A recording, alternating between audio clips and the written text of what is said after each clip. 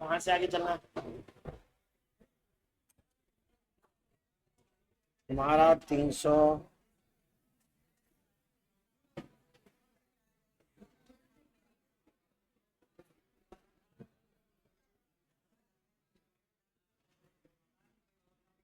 Application.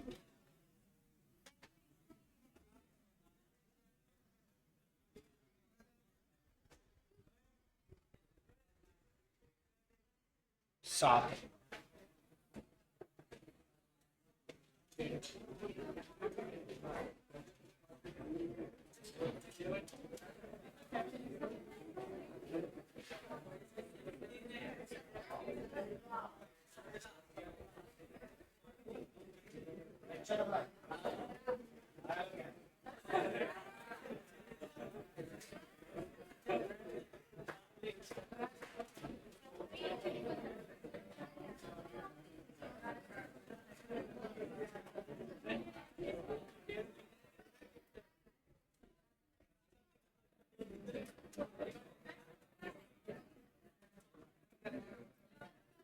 Three to one ये, अच्छा sorry 322 है।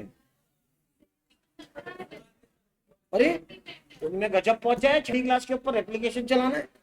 कुछ तो गड़बड़, कुछ तो गड़बड़ है दया। हाँ देख 6th क्लास एप्लीकेशन, और तुम्हारा कहाँ है? अच्छा रेगुलेशन, फिर भी यार 17।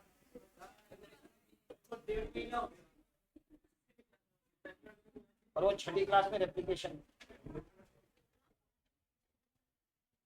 7वीं क्लास में आज रेप्लिकेशन से आगे।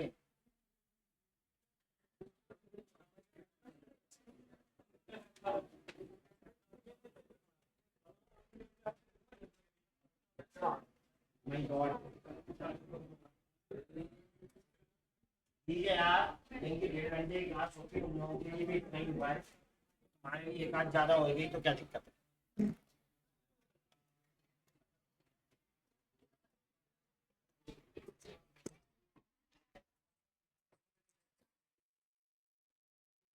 तो यूकेरियोट में रेगुलेशन ऑफ जीन एक्सप्रेशन के लिए बेस्ट जगह हमें लग रही है ट्रांसलेशन का लेवल। यानी जब ट्रांसलेशन हो रहा होगा तब हम लोग एमआरएनए को रोकेंगे और जीन का काम होना रुक जाएगा, एक्सप्रेशन नहीं होगा। प्रोकैरियोट में यही हम लोगों ने बोला है, initiation of transcription is the best place to regulate gene expression. ये तो हो गया कंपैरिजन वाली बात, लेकिन रेगुलेशन ऑफ जीन एक्सप्रेशन होता कैसे है? तो इसके लिए मेटाबॉलिक, दूसरा फिजियोलॉजिकल, तीसरा एनवायरमेंटल कंट्रोल पॉसिबल है। जो जीन कंट्रोल हो जाती हैं उन्हें कहते हैं नॉन कंस्टिट्यूटिव जीन। जो हर बार एक्सप्रेस होती रहती हैं, जिन्हें कोई रोक नहीं सकता, उन्हें कहते हैं नॉन कंस्टिट्यूटिव, सॉरी, जिन्हें कोई रोक नहीं सकता उसे कहते हैं कंस्टिट्यूटिव जीन। हेडिंग यही है हमारी, नाम है regulation of gene expression.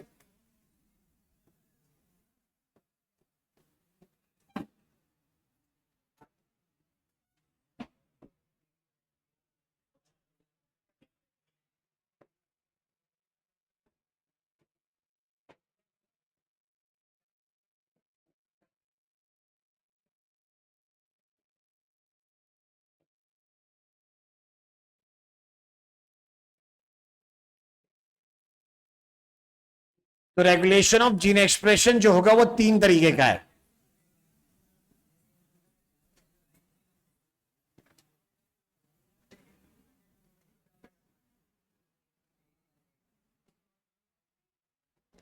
Regulation of gene expression can be A, B, C.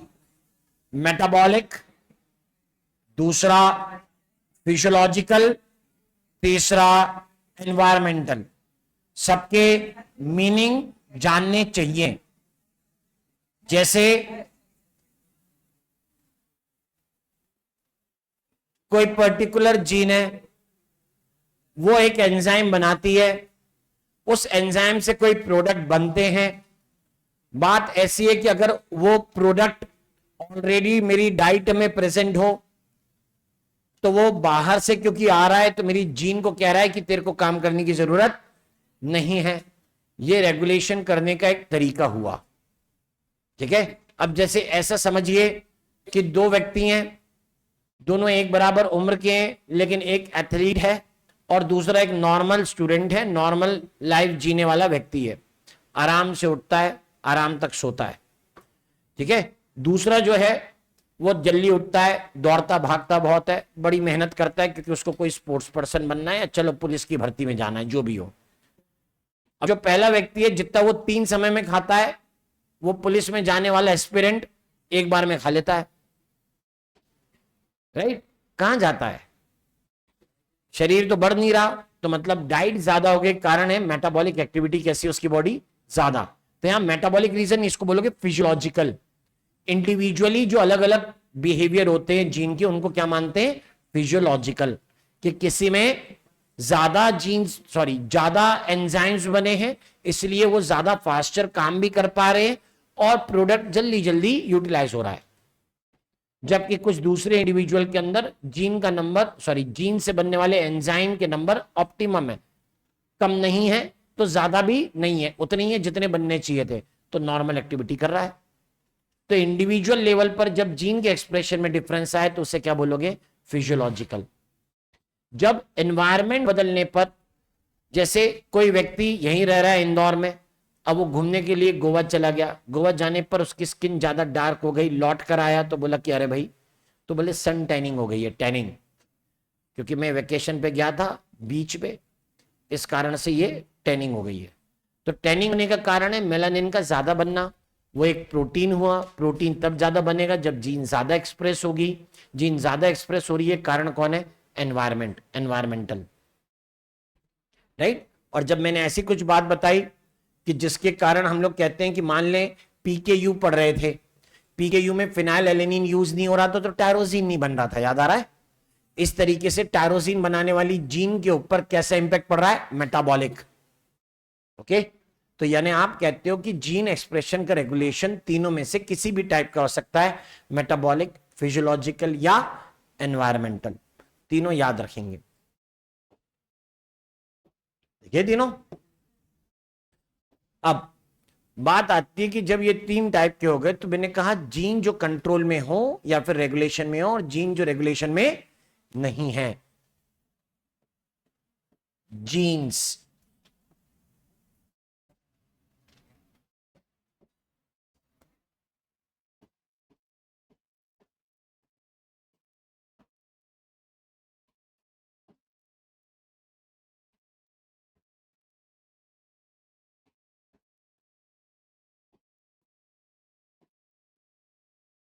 Under regulation, दूसरी कांट बी रेगुलेटेड। एक जो रेगुलेशन में है और दूसरी जिसको कोई रेगुलेट नहीं कर सकता। दो तरीके की सिचुएशंस पॉसिबल है। तो जो रेगुलेशन में है उससे लिखा जा रहा है, यानी जो हमेशा एक्सप्रेस नहीं होती, उसे लिखते हैं नॉन कॉन्स्टिट्यूटिव जीन्स, या इसको लिख सकते हैं लग्जरी जीन्स। इधर कांट बी रेगुलेटेड, जिसको कोई रोक ना पाए और हमेशा एक्सप्रेस हो जाए, उसे कहते हैं कॉन्स्टिट्यूटिव जीन, अपने काम के लिए कमिटेड है, करेंगे ही करेंगे, ये कॉन्स्टिट्यूटिव जीन्स हो जाएंगी। तब बताया जाता है कि भाई इस तरीके के एग्जाम्पल में एक्सप्रेशन डिपेंड्स ऑन फैक्टर्स। जो फैक्टर क्या हो सकते हैं, 1 2 3 में से कोई भी।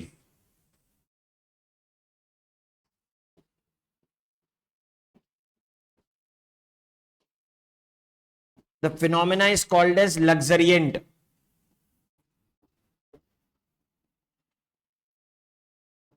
लग्जरी जीन जो फिनोमेना शो करती है उसको लग्जरियंट कहते हैं।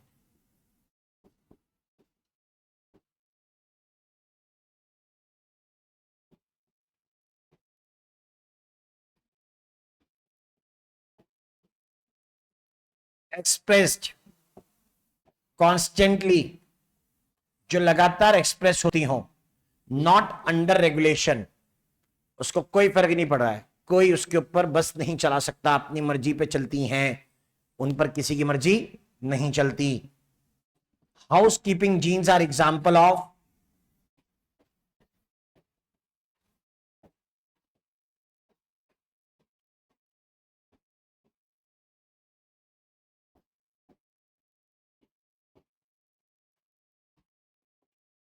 Are the example of constitutive genes।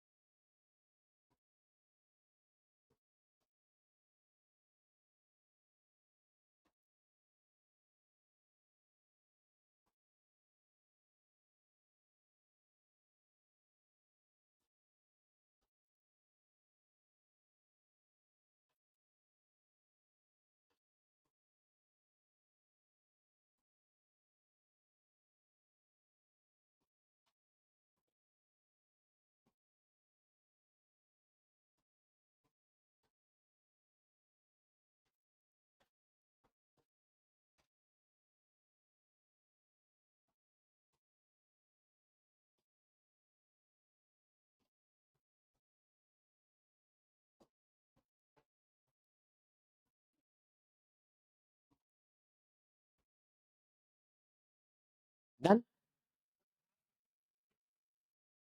ऐसा समझ लीजिए कि जैसे उस तरीके की जीन्स हैं जिसमें हम लोग दौड़ भाग करके भी जिस फंक्शन को अपनी बॉडी में से बदल ना पाए, जस का तस बना रहे, जो नियत होना चाहिए। मान ले कोई दौड़ता भागता है, वजन कम कर लेगा, एक्सरसाइज करता बढ़ा लेगा, खाने पीने के चेंज से कितना ही दौड़ ले, आंखें दो हैं तो दो ही रहेंगी, किडनी भी तीन नहीं होंगी, दो ही रहेगी। आई बात समझ में? तो यानी इनको बनाने वाली जो जीन्स है वो कैसी हैं? हाउसकीपिंग जीन्स के जैसी हैं। ये वन ऑफ द एग्जाम्पल बताया मैंने, राइट। बहुत ज्यादा डिटेल अपने को जरूरत पड़ती नहीं, इतने एग्जाम्पल से बच्चे का काम हो जाता है।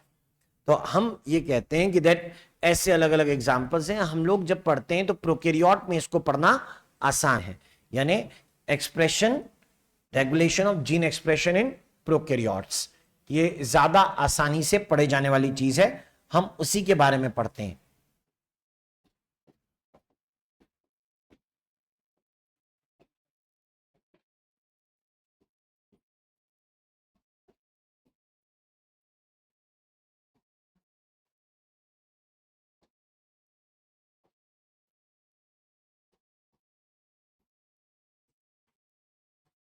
ये उन्हीं लोगों का काम है जिन्होंने एमआरएनए बताया था, यानी जेकब एंड मुनाड। क्या कह रहे हैं वो इस बारे में, वो सुनिएगा।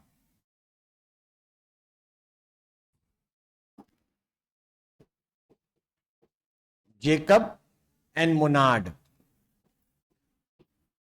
gave operon model, OPERON,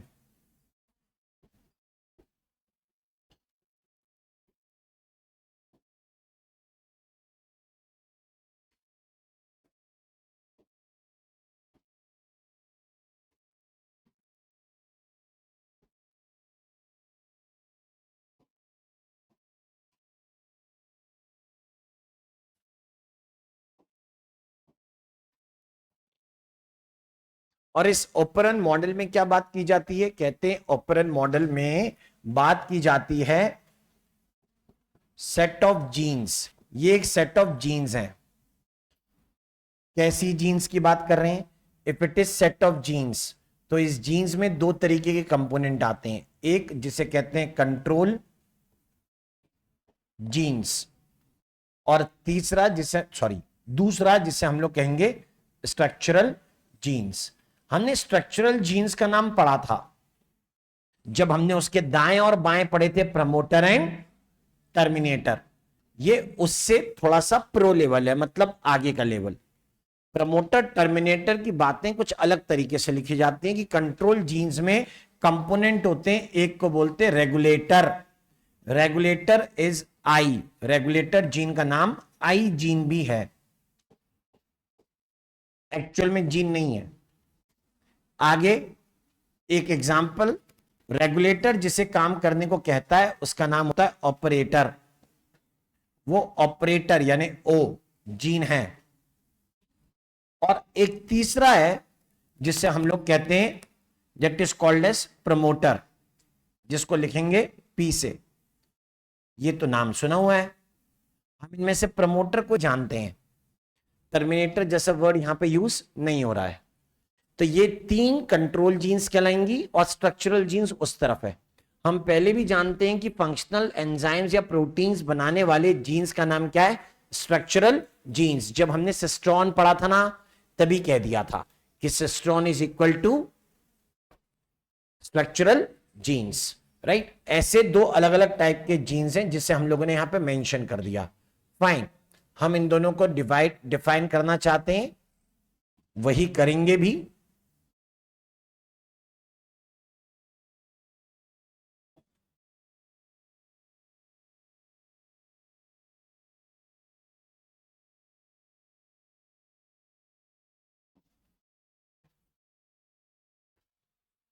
कि इनमें डिफरेंस क्या आता है। ओपरन मॉडल के कई सारे टाइप हैं। हर स्लाइड पे कम कम चीजें लिखूंगा क्योंकि हर स्लाइड से क्वेश्चन आएगा, ठीक है। एवरी स्लाइड बहुत खास टॉपिक है, पहले भी बोल चुका हूं चैप्टर की बिगिनिंग के टाइम पे। सबसे ज्यादा पीवाईक्यू ट्रांसक्रिप्शन, फिर आता है लैक ऑपरन, ये वाला टॉपिक इन्हीं में से है। मतलब अगर चार क्वेश्चन आएंगे तो एक ट्रांसक्रिप्शन और एक ऑपरन का, बाकी दो हो सकता है कि दो लैक ऑपरन के, दो ट्रांसक्रिप्शन के भी हो जाएं, या तीन ट्रांसक्रिप्शन का हो तो एक ऑपरन का हो जाए। तो बहुत जरूरी है, छोड़ना बिल्कुल नहीं है। देखिए, इसको पढ़ने के लिए वो कहते हैं कि that several examples of operon are there. Several examples, एक का मतलब भी समझ में आ जाएगा आसानी से। जैसे लैक ऑपरन, लैक का मतलब यहां पे लैक्टोज से है। ए ऑपरन एलानिन के लिए, ऐसे कई सारे हैं। टीआरपी ऑपरन यानी ट्रिप्टोफन ऑपरन। जाने दो, हमें इतने का मतलब नहीं है, हमें किससे मतलब है? इससे।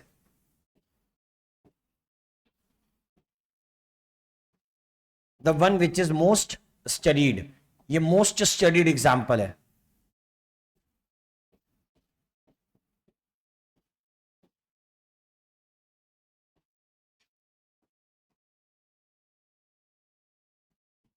This is most commonly studied example.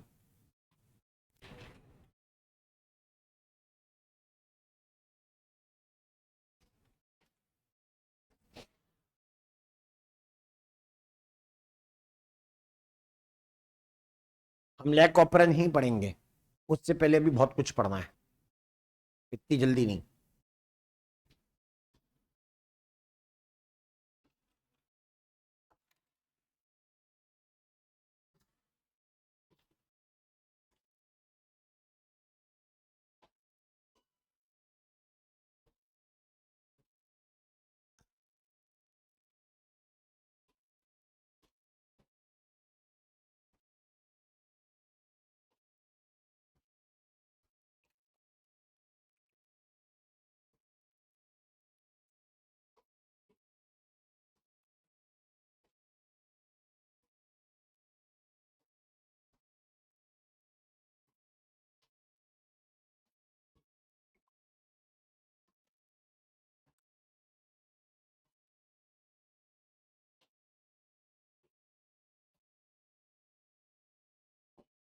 Done हुआ भाई।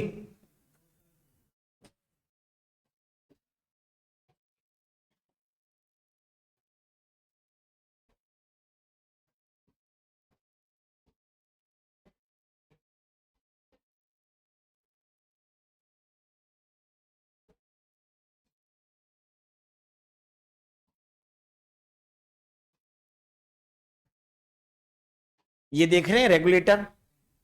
रेगुलेटर का मतलब होता है जो फास्ट या स्लो दोनों कर सके। तो इस बेसिस पे कहते हैं कि अगर रेगुलेटर जीन में ये कैपेसिटीज होती हैं तो हम लोग ऐसे डिफाइन करके बताते हैं कि रेगुलेटर जीन क्या है। अगर वो प्रोटीन बनाए तो उसका नाम रेगुलेटर प्रोटीन। कौन सी प्रोटीन बनाई है उस बेसिस पर। अगर ऐसी प्रोटीन बनाई है जो स्ट्रक्चरल जीन को काम करने के लिए एग्री कर रही हैं, आप या काम कर लो, तो उसे कहेंगे ऑपरन इज स्विच्ड ऑन। तो ऐसी प्रोटीन होती है एनहांसर। रेगुलेटर प्रोटीन का नाम एनहांसर। अगर ऑपरन स्विच ऑन हो जाए यानी वहां पर स्ट्रक्चरल जीन का ट्रांसक्रिप्शन ट्रांसलेशन हो जाए तो तब हम लोग ऐसे प्रोटीन को जो रेगुलेटर ने बनाया है उसे एनहांसर कहते हैं। रेगुलेटर जीन ऐसे रेगुलेटरी प्रोटीन भी बना सकती है जो ट्रांसक्रिप्शन होने से रोकेगी स्ट्रक्चरल जीन के। स्ट्रक्चरल जीन का ट्रांसक्रिप्शन नहीं होगा तो प्रोटीन मतलब ट्रांसलेशन नहीं होगा, यानी आप कहते हो ऑपरन को बोलेंगे स्विच्ड ऑफ। तो जो ऑपरन को स्विच ऑफ की कंडीशन में रखवाए इस तरीके के रेगुलेटरी प्रोटीन को बोलते हैं रिप्रेसर। तो रेगुलेटर प्रोटीन दो तरीके के हुए, एनहांसर स्विच ऑन करवाएंगे ऑपरन को और रिप्रेसर स्विच ऑफ करवाएंगे, राइट। और ऐसे बेसिस पर हम नाम कहते हैं कि इसका मतलब है कि एक ऑपरन का कंट्रोल पॉजिटिव कंट्रोल होगा अगर रेगुलेटर प्रोटीन एनहांसर है। Regulation of gene expression negative control होगा या ऑपरन नेगेटिव कंट्रोल में होगा अगर बनने वाला प्रोटीन रिप्रेसर है। क्लियर। जब लिखूं तो साथ में रिपीट करना वर्ड्स को, बहुत जरूरी है, यहां काम आएगा।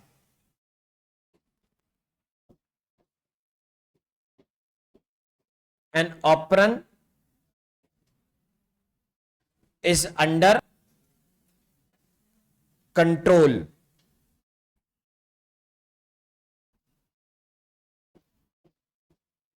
based on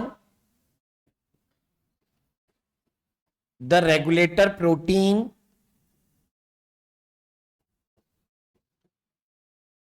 तो अगर जीन का नाम आई तो मैं बोलूंगा आई प्रोटीन।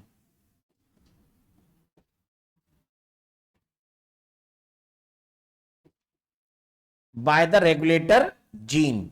रेगुलेटर जीन के इंपैक्ट के बेसिस पर हम लोग ऑपरन कंट्रोल बताते हैं। दैट कैन बी टू, दो तरीके का। मैंने कहा operant is under control based on regulator protein by the regulator gene. Under control बोलूंगा कैसा, नेगेटिव। Control is negative. दूसरा होगा ऑब्वियसली इसका अपोजिट, उसे लिखेंगे पॉजिटिव।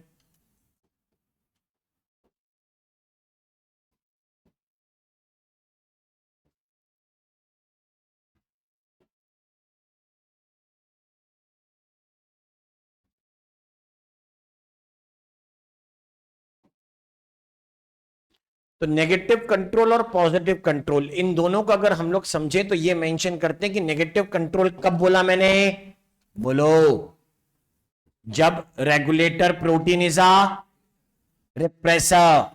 बे साथ बोलने की हो रही, regular protein is a repressor. Repressor है, याद रखें। तो कंट्रोल कैसा, नेगेटिव। और दैट switches off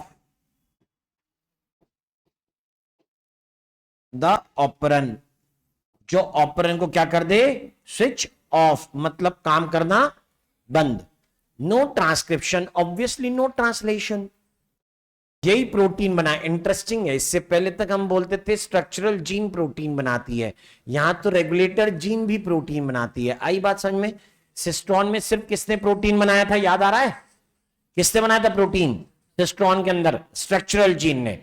यहां पे स्ट्रक्चरल जीन भी है और रेगुलेटर जीन, दोनों प्रोटीन बना रहे हैं।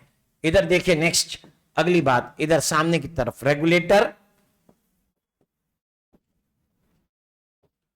प्रोटीन इज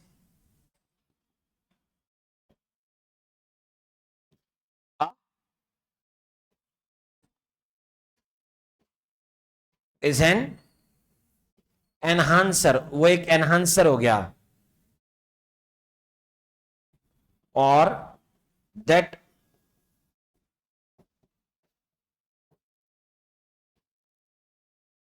switches on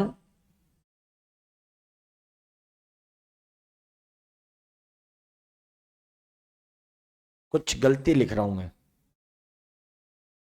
मालूम क्या?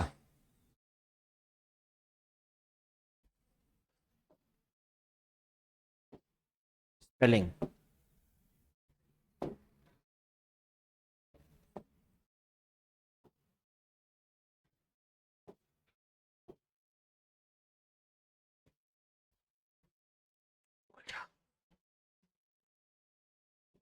TCHES है ना? हाँ,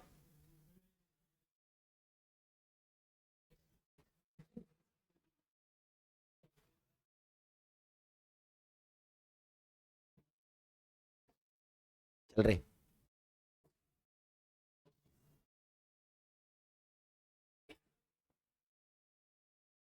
हाँ, राइट।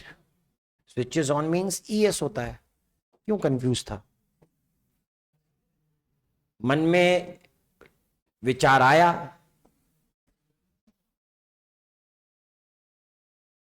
गलत मतलब गलत, तुम लिखो चलेगा, मैं लिखूं थोड़ा ना चलता। स्विचेस ऑफ और इधर बोलते स्विचेस ऑन।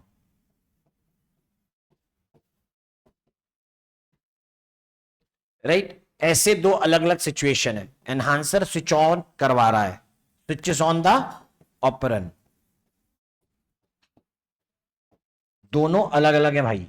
एक पॉजिटिव कंट्रोल और दूसरा नेगेटिव कंट्रोल। रिलेट किसके बेसिस पे कर रहे हैं मैं बता चुका हूं। यहां पर प्रोटीन का नाम रिप्रेसर है, यहां पे प्रोटीन का नाम एनहांसर।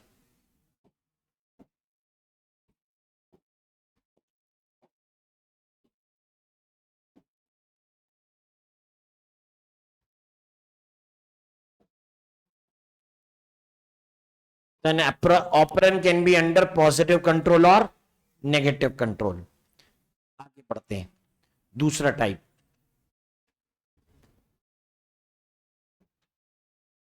कंट्रोल किसके ऊपर डिपेंड करता है याद रखिएगा, टाइप ऑफ रेगुलेटर प्रोटीन। क्योंकि थोड़े समय बाद तुम इसे बदल दोगे, अपने हिसाब से आंसर लगाने लग जाओगे, ऑब्वियसली गलत होगा। कहां कोना ढूंढ लिया उधर जाके? इसे देखते देखते गर्दन नहीं दुख जाएगी? या तेरे को भी चश्मा लग रहा है? नंबर बढ़ रहा है तेरा भी? अच्छा बेटा,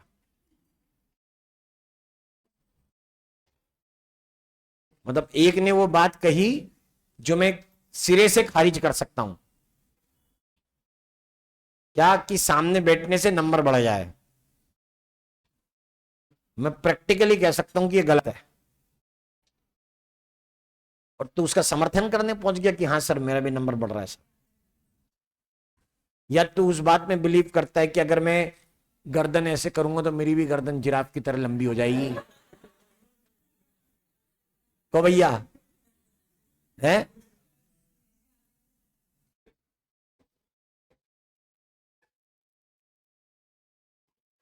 ऐसे ही तो कोई नहीं जाता इतनी दूर। पूरा गुटी पहुंच गया वहां पे। एक ये, दो ये,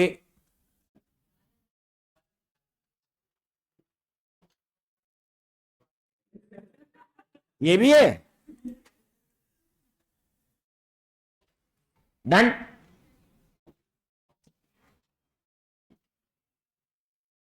दुनिया आगे बढ़ती है, तुम पीछे जाते हो।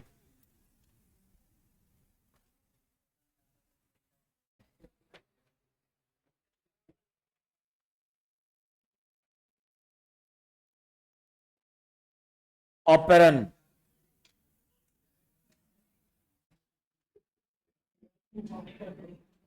usually have multiple structural genes.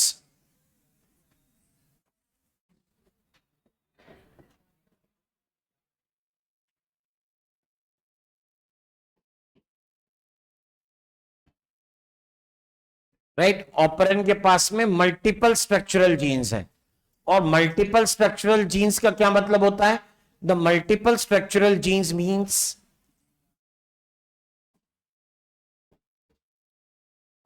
ये पॉसिबल है कि जब एक ही सीक्वेंस के अंदर एक से ज्यादा स्ट्रक्चरल जीन्स हो तो कहते हैं कि उनके प्रोडक्ट हो सकता है एक दूसरे से रिलेट करते हो।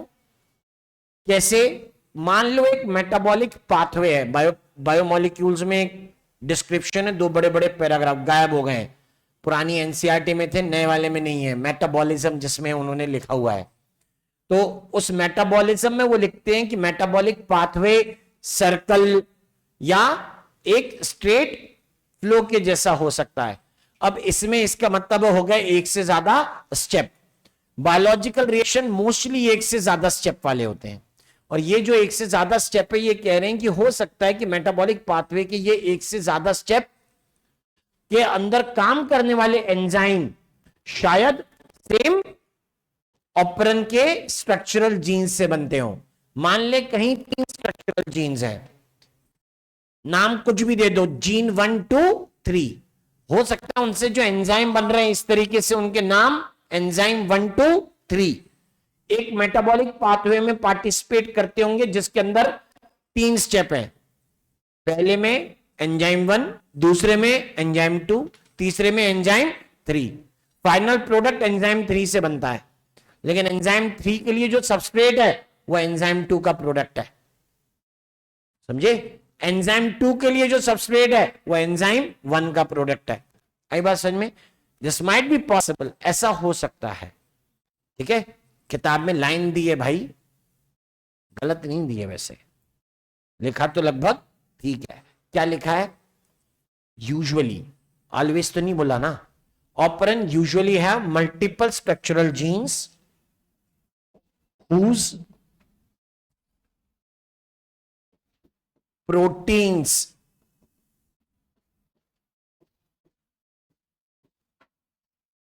मैं या अपनी तरफ से लिख रहा हूं, are often wait are involved in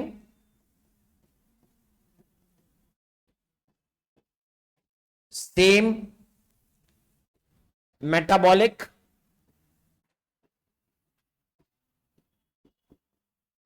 pathway। मुझे लिखना होता किताब में तो मैं लिखता whose proteins may be involved in same metabolic pathway। किताब की लाइन में proteins are involve in same metabolic pathway. समझ गए? क्लियर? अब कह रहे हैं are involve in same metabolic pathway. अच्छा, मेटाबॉलिक पाथवे कैसे होते हैं? 2, एक कंस्ट्रक्टिव यानी सिंथेसिस और दूसरा डिस्ट्रक्टिव यानी ब्रेक डाउन। ये तो जानते हो।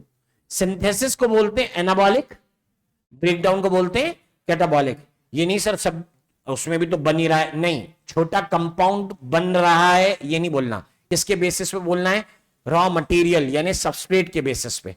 अगर सबस्ट्रेट टूटता है कैटाबॉलिक, अगर सबस्ट्रेट जुड़कर बड़े कंपाउंड को बनाते हैं तो एनाबॉलिक।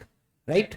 समझे? ये नहीं कि क्या बनता है उससे मतलब नहीं, हम बोल रहे हैं break down of a bigger compound या synthesis of a bigger compound. 2 तरीके के metabolic pathway. So here it is metabolic pathway के बेसिस पे हमने कहा, या कहिए जो प्रोटीन्स एक ही मेटाबॉलिक पाथवे में जब इन्वॉल्व हुए उस आधार पर ऑपरेन के अलग अलग नाम बने। जैसे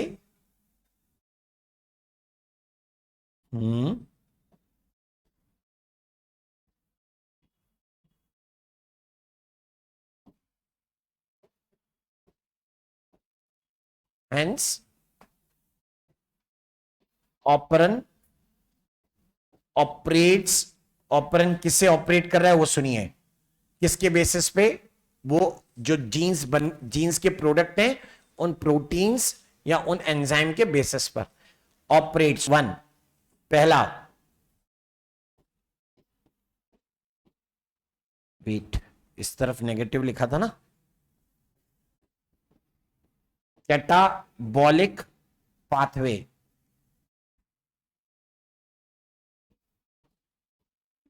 जब यहां पर बनने वाले प्रोटीन्स सबस्ट्रेट के ब्रेकडाउन से रिलेटेड हो। एनाबॉलिक पाथवे, जब यहां ऊपर बनने वाले प्रोटीन सबस्ट्रेट को हायर कंपाउंड में सिंथेसाइज करने के लिए रिस्पॉन्सिबल हो।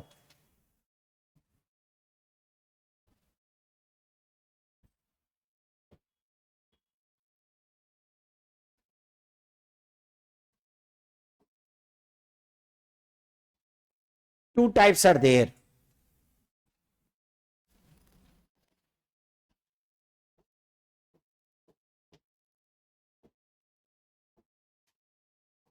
ध्यान से सुनना, where the compound from medium,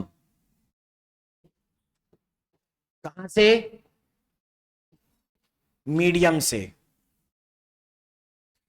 automatically तीसरा स्टेप बनेगा, अभी दूसरे पे ही हम, ठीक है, नेगेटिव कंट्रोल, कैटाबॉलिक पाथ, तीसरा आएगा इंड्यूसिबल या रिप्रेसिबल, ऑटोमेटिकली यहीं से निकलेगा। ध्यान से देखिए, where the compound from medium is broken down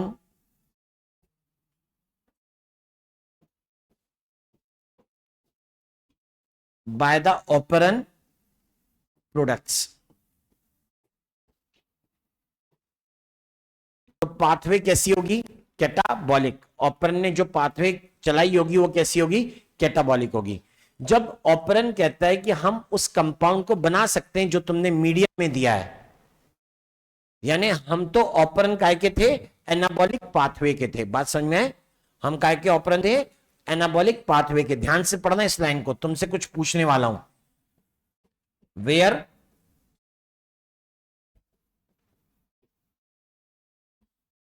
the compound from medium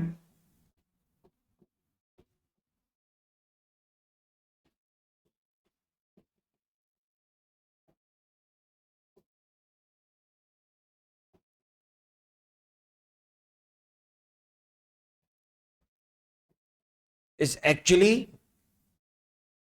synthesized, broken down नहीं, synthesized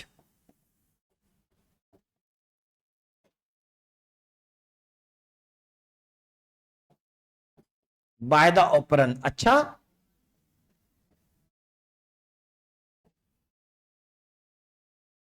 जब ऑपरेंट के प्रोडक्ट्स, आई रिपीट, जब ऑपरेंट के प्रोडक्ट्स ऐसे कंपाउंड को बना सकते हो जो मीडियम में है, मैंने आपसे पहले ही बोल दिया था, क्या ऑपरेंट चालू हो सकता है या बंद हो सकता है, राइट।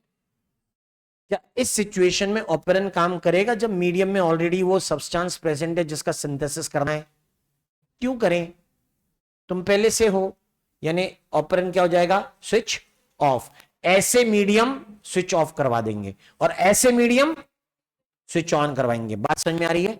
जब मीडियम स्विच ऑन करवाए तो उसे बोलेंगे इंड्यूसर। मीडियम क्या हो जाएगा, इंड्यूसर। जब मीडियम स्विच ऑफ करवाए तो वो किसके जैसा है, रिप्रेसर, या कहो को रिप्रेसर हो सकता है। क्लियर? यानी inducible operon, repressible operon, right, medium की सिचुएशन के हिसाब से। पाथवे कैसे थे अभी ये पढ़ रहे हैं, ठीक है, पाथवे कैसे उसके बेसिस पे ये बात बता दी है। अभी आगे इंड्यूसर और रिप्रेसर के ऊपर जाते हैं। पहुंचे यहां तक?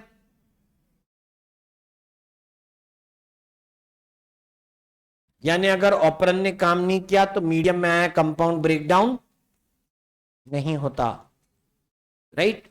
उधर ऑपरेंट ने काम नहीं किया तो मीडियम से आ ही रहा है ना सब, कोई फर्क नहीं पड़ेगा, सेल जिएगा, सेल को कोई दिक्कत नहीं है। इधर हो सकती है, हाँ, अगर वो मत दो तो ऑपरेंट तो काम कर ही रहा है, उसको कोई कष्ट था ही नहीं, तुमने जबरदस्ती किसी चीज को बाहर से दे दिया। अब जैसे डाइजेस्टिव एंजाइम तुम्हारी बॉडी में बनते हैं ना, नहीं बनते तो ऐसे लोगों को, बूढ़े लोग होते हैं या छोटे बच्चे होते हैं, मतलब सर इसको ना भूख नहीं लगती, बच्चा खाना नहीं खाता, या बूढ़ा आदमी बोल रहा है भूख ही नहीं लगती आजकल मुझे, तो उससे डॉक्टर साहब दो काम करेंगे, विटामिन का इंजेक्शन घुसा देंगे, एक तो एक स्टेरॉइड दे देंगे, और बोलेंगे कि एक ये सिरप भी ले लो। वो सिरप का ही की है भाई, विटामिन तो हैप्पी फील करवाएगा, अच्छा लग रहा है, स्टेरॉइड लगाने से बॉडी वेक वगैरह बंद हो जाएंगे, विटामिन जाएंगे अंदर और उसके साथ में एंजाइम जाएंगे, तो भूख ऑटोमेटिकली बढ़ जाएगी। तो एंजाइम मतलब आपने कहा कि बॉडी के बाहर से गए, क्योंकि शरीर में थोड़ा काम करना क्या हो गया है, कम, शरीर कम बना रहा है ऐसे एंजाइम को, हमने बाहर से दे दिया, तो शरीर भी बनाएगा तो कोई फर्क, खाने के बाद 2 चम्मच एंजाइम वाला सिरप पी लिया, खाना पच गया, दद्दू खुश, कोई दिक्कत, राइट। तो यानी आप ये बात कह रहे हैं, क्योंकि अगर जीन बाहर से आने वाले कंपाउंड के आने पर अगर काम नहीं करता है, तो इसका मतलब है जीन वही बना रहा था, नहीं बना पा रहा है, इसलिए आपने कहां से दिया है, बाहर से, राइट। ये बिल्कुल वैसी चीज है, आप अपनी बॉडी में भी कई मैकेनिज्म ऐसे पढ़ोगे, थायराइड से टीएसएच आता है, अगर टीएसएच ज्यादा आ रहा है इसका मतलब है थायरोक्सिन कम बनती है, इसलिए टीएसएच ज्यादा आ रहा है, बोला काम कर, ज्यादा बना, तो काम कम कर रहा है। अगर थायरोक्सिन ज्यादा बनती है तो टीएसएच कैसा हो जाता है, कम, क्यों, बन तो रही है, मुझे जाने की जरूरत नहीं है।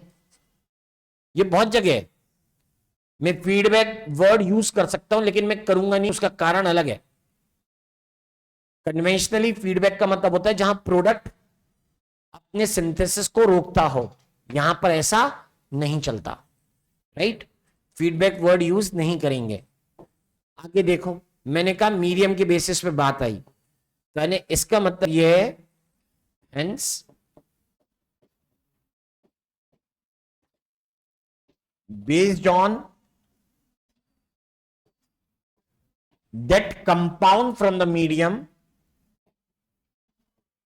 कौन सा that compound की बात हो रही है, वो जो पिछली स्लाइड में था, that compound from the medium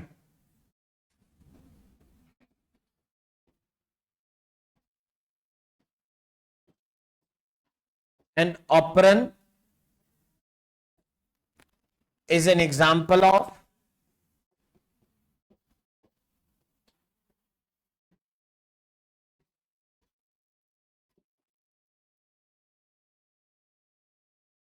किस चीज का एग्जाम्पल है वो सुन लेते हैं। एक मैंने कहा इंड्यूसिबल ऑपरन, मीडियम कह रहा है काम करो, switch on, repressible operant, medium कह रहा है काम करने की जरूरत नहीं है, हम खुद ही है ना, तो तुम्हें काम करने की जरूरत क्या है, अब हम आ गए।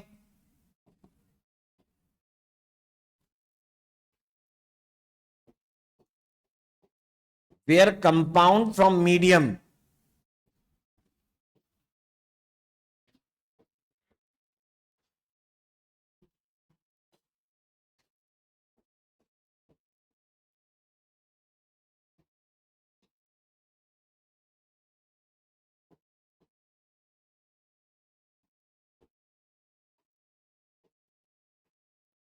इंड्यूसेस या stimulate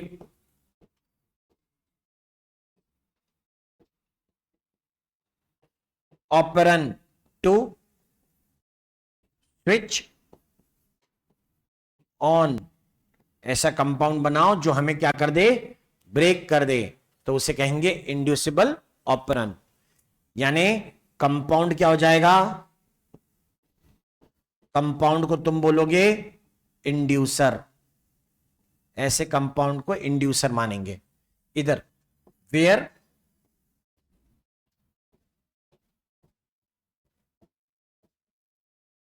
compound from the medium, क्योंकि हम खुद ही आ गए तो तुम्हें काम करने की जरूरत नहीं है, स्टिमुलेट्स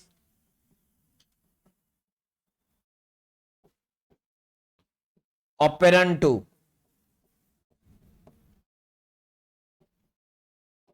स्विच ऑफ, बंद हो जा। यहां पे कंपाउंड को क्या बोलोगे? जैसा, कंफ्यूज मत करना, रिप्रेसर नहीं, रिप्रेसर जैसा, एक्टिंग लाइक रिप्रेसर। कभी कभी को रिप्रेसर भी लिखते हैं, ठीक है,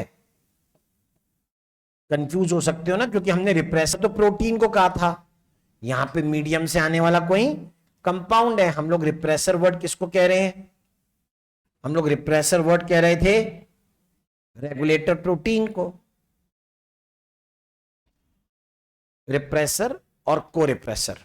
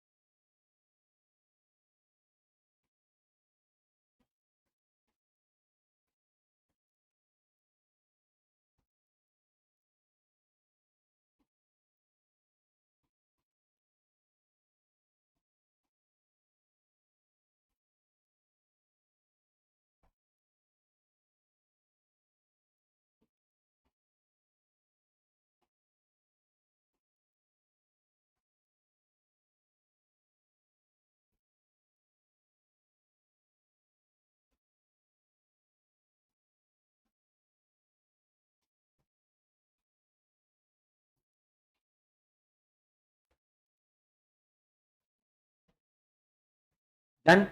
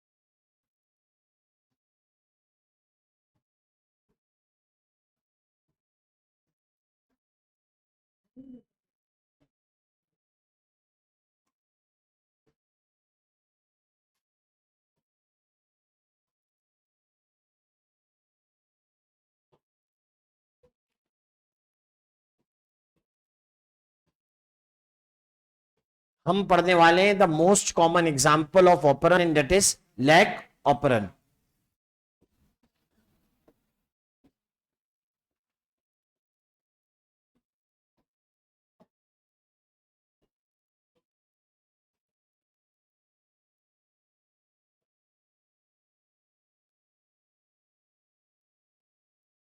most studied operon model obviously Jacob and Monod के बेसिस पर ही है।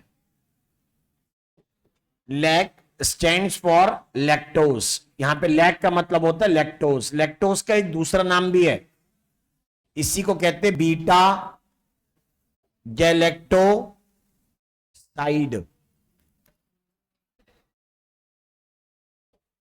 बीटा ग्लाइकोसिडिक लिंकेज है, इस कारण से ग्लूकोज और गैलेक्टोज के बीच में। लैक ऑपरन के कैरेक्टर सुनो, इसके कुछ फीचर्स है जो सबसे ज्यादा इंपॉर्टेंट है। 3 फीचर्स सीधे याद रखें नाम के साथ, डायरेक्ट हो सकता है सेट ऑफ स्टेटमेंट बन जाए और आपसे यह क्वेश्चन डायरेक्ट पूछा जाए कि लैक ऑपरन एक्चुअल में हम लोग पढ़ते हैं मोस्टली नेगेटिव कंट्रोल में होता है।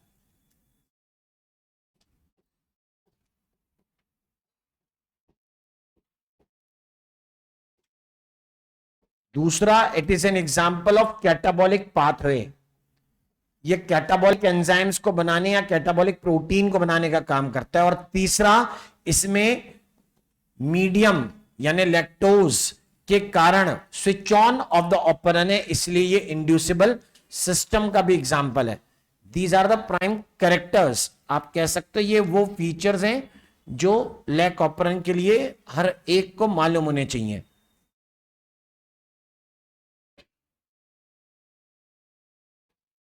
बाकी लैक ऑपरेंड में भी स्ट्रक्चरल जीन होंगे और कंट्रोल जीन होंगे।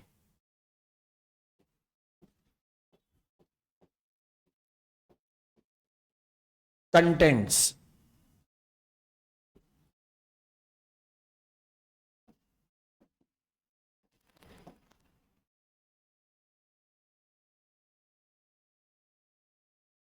That what makes lac operon, जो लैक ऑपरेंड को बनाते हैं।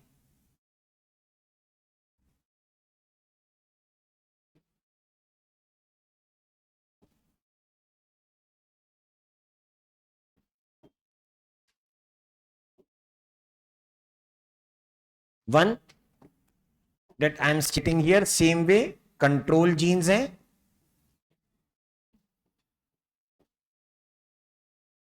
और दूसरी स्ट्रक्चरल जीन्स है। जैसा कि मैं कंट्रोल जीन्स पर लिखूंगा, कंट्रोल जीन्स 3 टाइप की होती हैं, 3 टाइप्स, और स्ट्रक्चरल जीन 3 होती हैं। यहां 3 टाइप के मीनिंग क्या है, यहां पे 3 टाइप की मीनिंग है। प्रमोटर, जिसे आप लिखोगे पी, रेगुलेटर जिसे आप लिखोगे आई, और तीसरा ऑपरेटर जिसे आप लिखोगे ओ।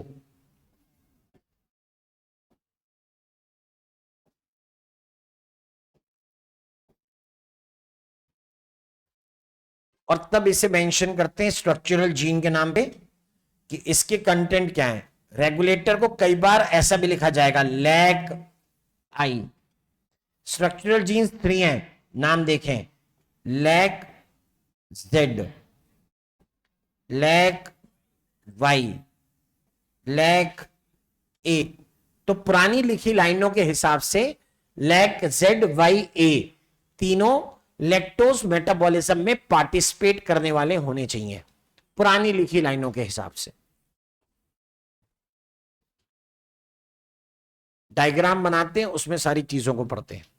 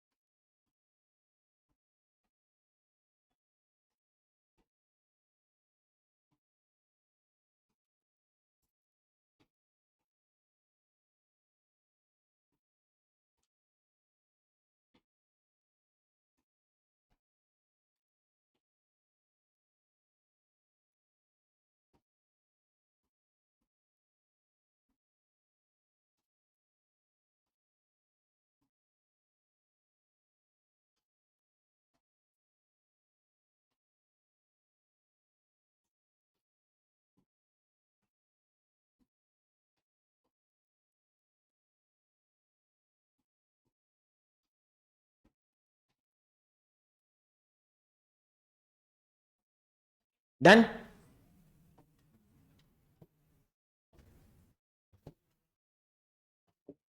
डायग्राम पे फोकस करें।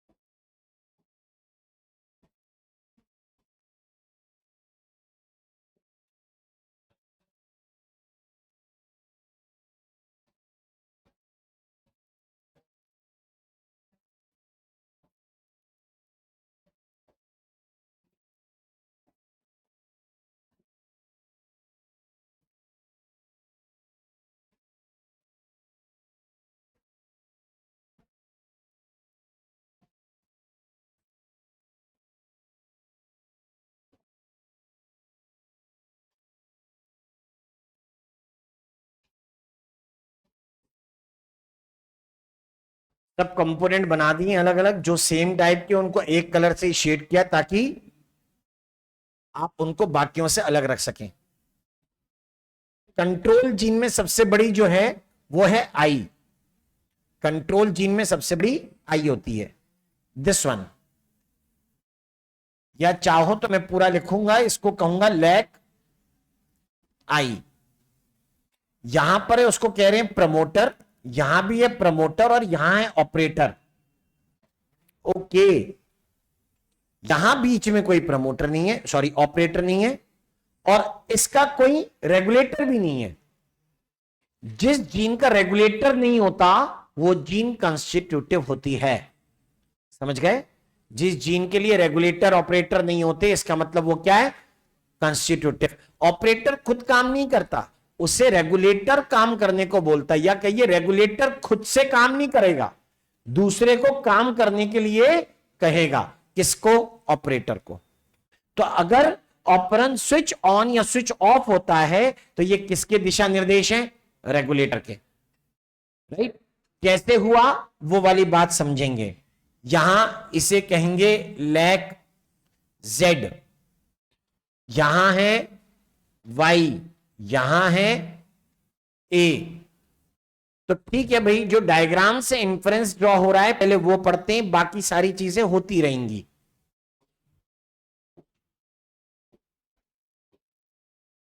इनमें से जो मैंने पाया है उसको बता रहा हूं। यहां से यहां ये सब क्या है? एक मिनट, ये क्या है? Control jeans. 4 हैं लेकिन टाइप 3 है बेटा, राइट? ये क्या है? Control jeans. कंट्रोल जीन्स में से लैक आई को मैं कहता हूं it is largest among the control, right? अगली बात सुन यहां बाकियों के बारे में। तो for these all we are stating, ये क्या है? Structural genes. ये स्ट्रक्चरल जीन्स हुए।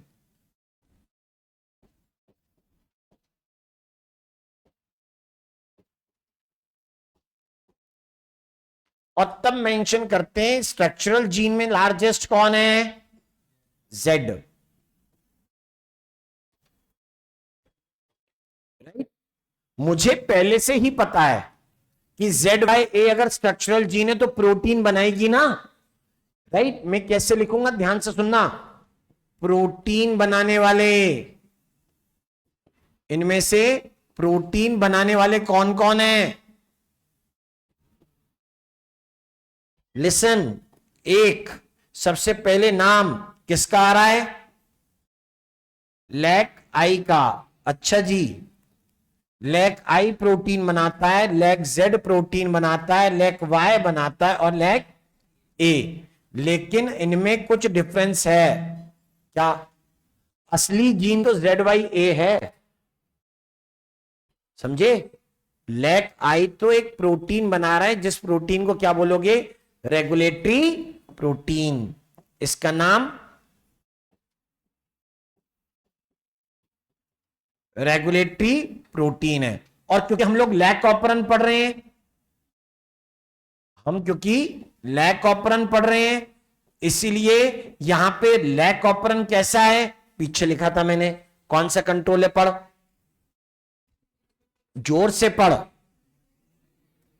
अगर ये नेगेटिव कंट्रोल है तो रेगुलेटरी प्रोटीन क्या होना चाहिए? बोलो। अगर नेगेटिव कंट्रोल है तो रेगुलेटरी प्रोटीन क्या होना चाहिए? बस, अगर वो रिप्रेसर है तो रिप्रेसर लिख देंगे हम। जो यहां पे कौन है? जो यहां पर है रिप्रेसर। बाकियों के बारे में बात करते हैं, इनसे कौन से प्रोटीन बने? ध्यान से सुनिएगा। यहां पर जो प्रोटीन बनता है उसका नाम बीटा गैलेक्टो, आ गया कंफ्यूज होने का जगह, साइडेज। साइड को खाए तो साइडेज, बीटा गैलेक्टोसाइडेज बनता है। मीडियम से बीटा गैलेक्टोसाइड आएगा, मिलाना नहीं है। बीटा गैलेक्टोसाइड कार्बोहाइड्रेट है, शुगर है। बीटा गैलेक्टोसाइड इज प्रोटीन है, एंजाइम। क्या नेचर है इसका? बोलते भाई this is a hydrolytic enzyme, यानी ब्रेक डाउन करने वाला। फॉर बीटा गैलेक्टोसाइड मतलब लैक्टोज के लिए हाइड्रोलिटिक एंजाइम, ठीक है। ओके, दूसरा समझें, वाई क्या बनाता है? वाई से बनने वाले प्रोटीन क्या है? तो वाई से बनने वाले प्रोटीन के लिए कहा जाता है कि दैट वाई से जो बने हैं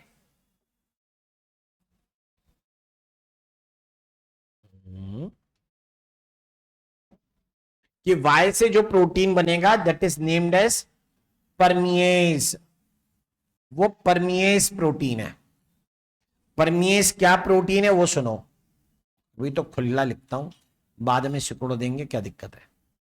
परमिएज is known for facilitated Uptake of lactose, कि लैक्टोज को एब्जॉर्ब किया जा सके पैसिवली।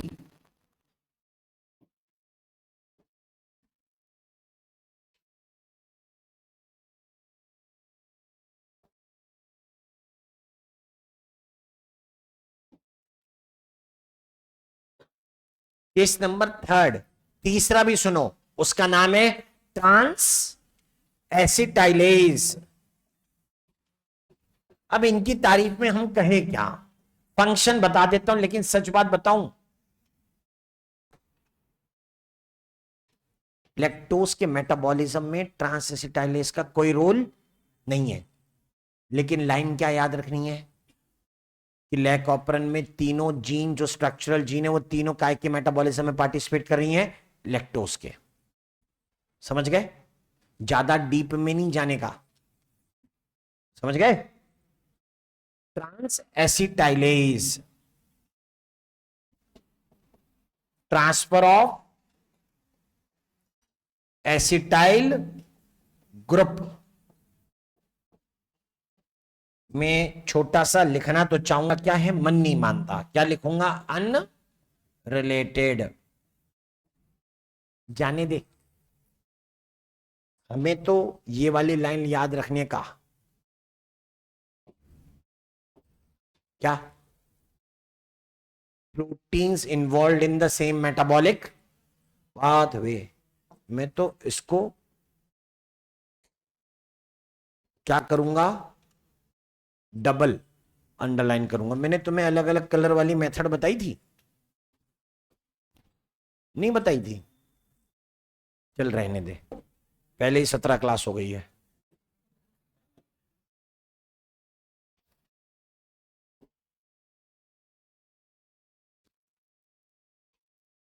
राइट, जो भी प्रोटीन बनाने वाले थे उनके ऊपर मैंने टिक लगा दी है। कब बनाएंगे वो वाली कंडीशन अलग है, ठीक है। तो शर्तें लागू, तारा बना दीजिए ऊपर। जो हमेशा प्रोटीन बनाए वो कंस्टिट्यूटिव होंगे, और जो सुविधा अनुसार बनाए वो नॉन कंस्टिट्यूटिव होंगे। वो आगे, इधर पे नहीं, इधर पे बताऊं? चलो अच्छा, इधर ही बताता हूं।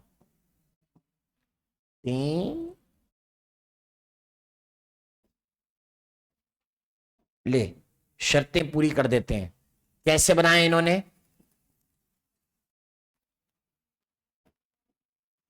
कंस्टिट्यूटिव ली सिंथेसाइज्ड। क्या मतलब है इस बात का? बोलो। कोई चीज कंस्टिट्यूटिवली बन रही है, इसका मतलब उसकी जीन कैसी है? Constitutive gene. और इधर इधर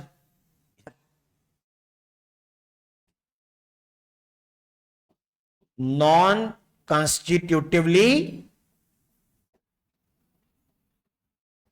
सिंथेसाइज्ड। मतलब ये वाली जीन कैसी हैं? Luxury genes. वो तुम्हें पहले से पता है। हमेशा बनेगा, हमेशा बनेगा ऐसा जरूरी नहीं। एक gene constitutive 3 gene non considerative, 3 gene structural jeans.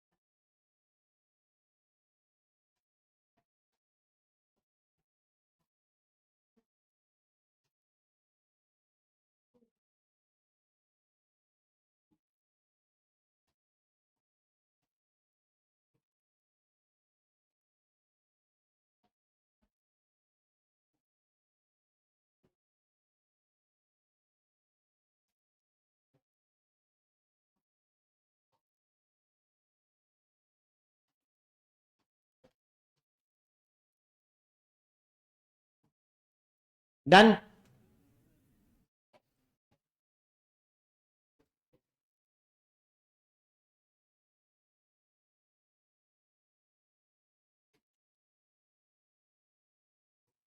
जल्दी करो यार, दूसरा डायग्राम वेस्ट मत करवाओ, कॉपी कर रखा है ऑलरेडी।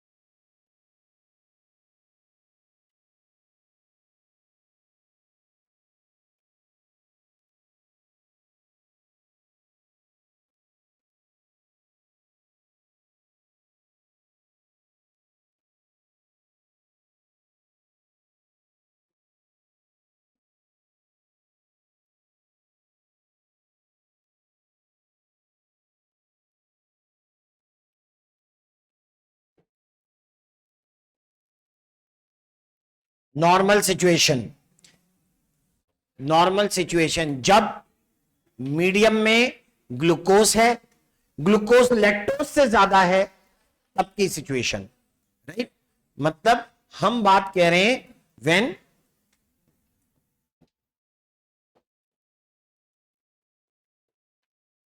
मीडियम कंटेन्स, जब मीडियम में ग्लूकोज या फिर ग्लूकोज ग्रेटर देन लैक्टोज। ये मैंने बोला नहीं कि लैक्टोज नहीं है, समझ गए। मैंने बोला मीडियम में ग्लूकोज है या फिर लैक्टोज से ज्यादा ग्लूकोज है। तो हम लोग बात करते हैं कि लैक आई का हुआ ट्रांसक्रिप्शन, राइट। लैक आई ने किया ट्रांसक्रिप्शन, उससे बना आरएनए, ठीक है, आरएनए बन गया। आरएनए से उसने बनाया क्या, पॉलीपेप्टाइड।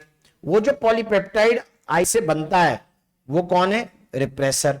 ये हमें शुरू से पता है, हमने यहां पे बना दिया एमआरएनए। इस एमआरएनए से सिर्फ एक ही तरीके का पॉलीपेप्टाइड बन रहा है, इस एमआरएनए से सिर्फ एक ही तरीके का पॉलीपेप्टाइड बना और उसका नाम है रिप्रेसर। इस रिप्रेसर का भविष्य क्या है, ये रिप्रेसर यहां से उठेगा और जाके किस पे लग जाएगा, ओ पर।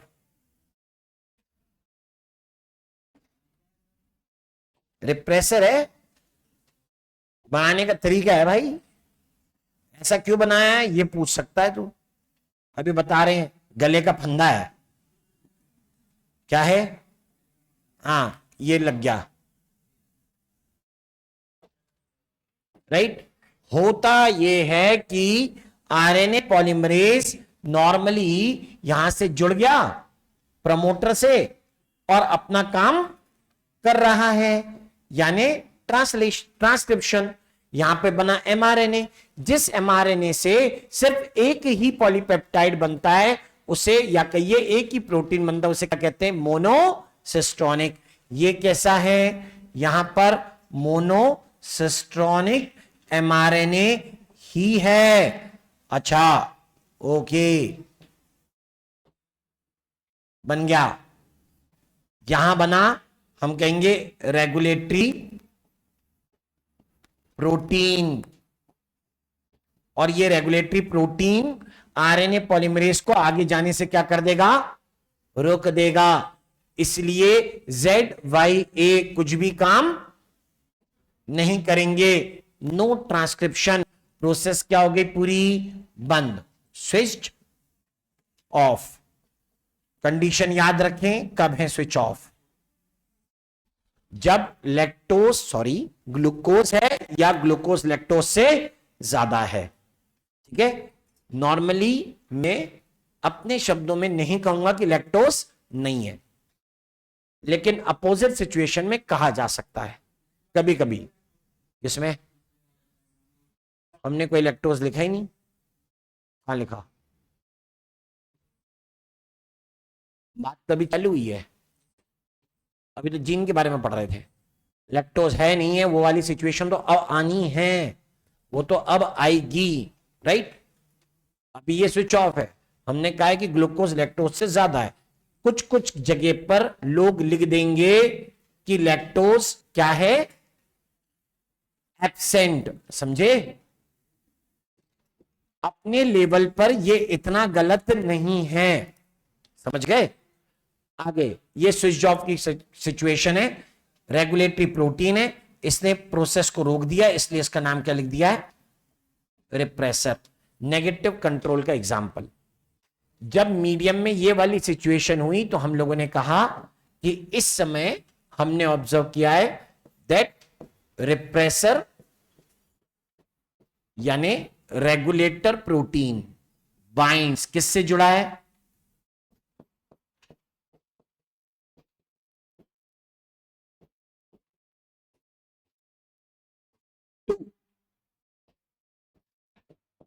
Operator. This allows binding of RNA polymerase। RNA polymerase जुड़ेगा नहीं तो ट्रांसक्रिप्शन होगा, और जब RNA नहीं होगा तो फिर पॉलीपेप्टाइड कहां से बनेंगे, ट्रांसलेशन नहीं, प्रोसेस क्या मानी जाएगी, स्विच ऑफ।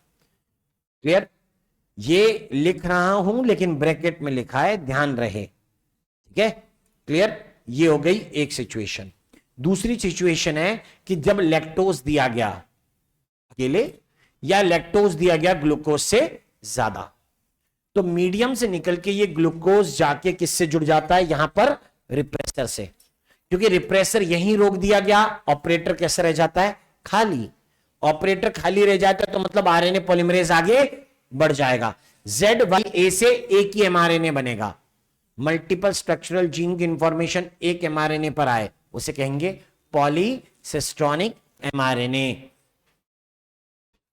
मुझे फोटो बना लें। हम्म हम्म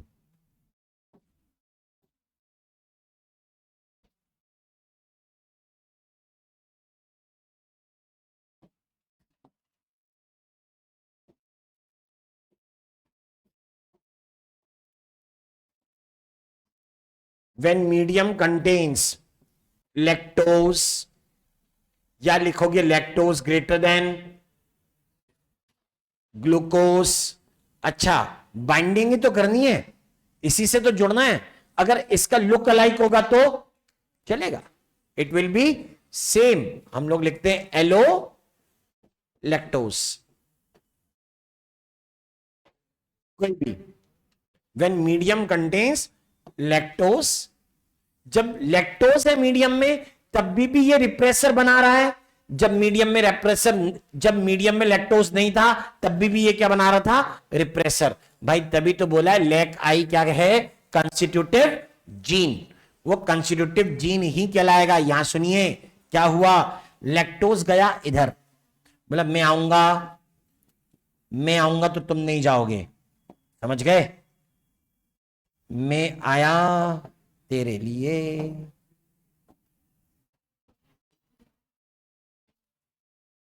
डीएक्टिवेटेड रिप्रेसर। अब रिप्रेसर नहीं, अब क्या लिखने का, deactivated repressor.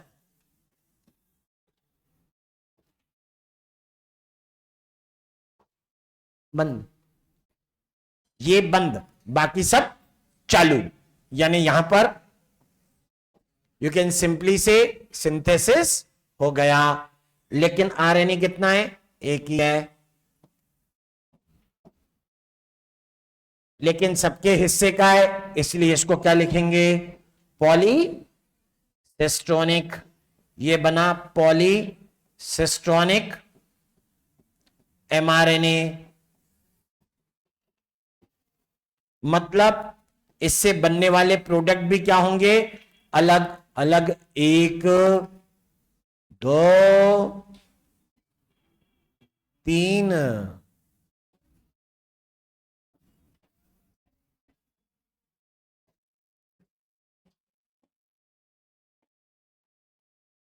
Beta galactosidase, permease, trans acetylase.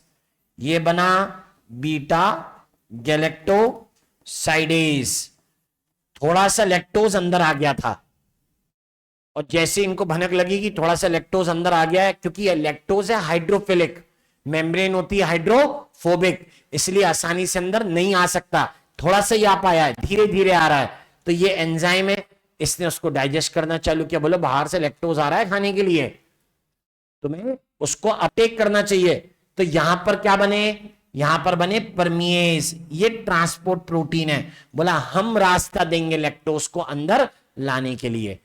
और ट्रांसएसिटाइलेज कुछ नहीं करता है, बस नाम लिखने की हो रही है तो लिख दिया। मैच द कॉलम आएगा ना, क्या करें, इसलिए पता होना चाहिए। एक होगा, दो होगा, तीन होगा, चार होगा, सामने एबीसीडी होंगे, तुम्हें मिलाने होंगे। सबसे ज्यादा क्वेश्चन तो ऐसी टाइप के आने लग गए आजकल।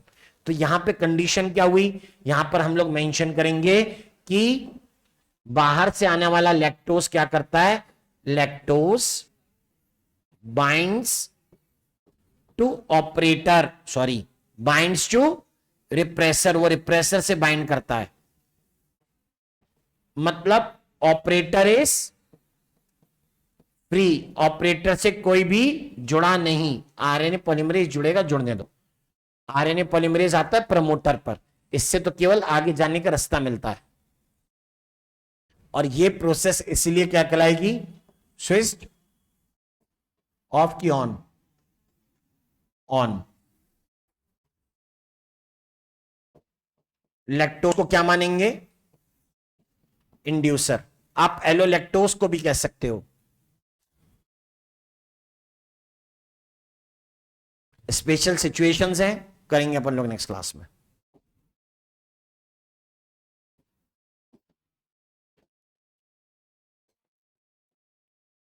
कंडीशंस हैं जिसके बेसिस पे एनसीईआरटी में लिखा है कि ये पॉजिटिव कंट्रोल भी हो सकता है। हम पॉजिटिव कंट्रोल नहीं पढ़ेंगे, हो सकता है कैसे ये लिखेंगे बस। HGP बस इतना लिखूंगा। थैंक यू, धन्यवाद।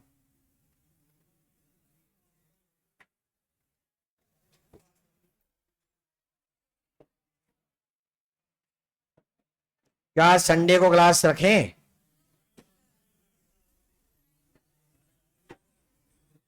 यार मन मेरा बाद में बोलना मत, सर ये नहीं हुआ वो नहीं हुआ, है ना। नंबर वैसे ही नहीं आ रहे हैं, पढ़ा रहे हैं तो अगर चैप्टर नहीं भी पढ़ाएंगे तो क्या फर्क पड़ेगा, है।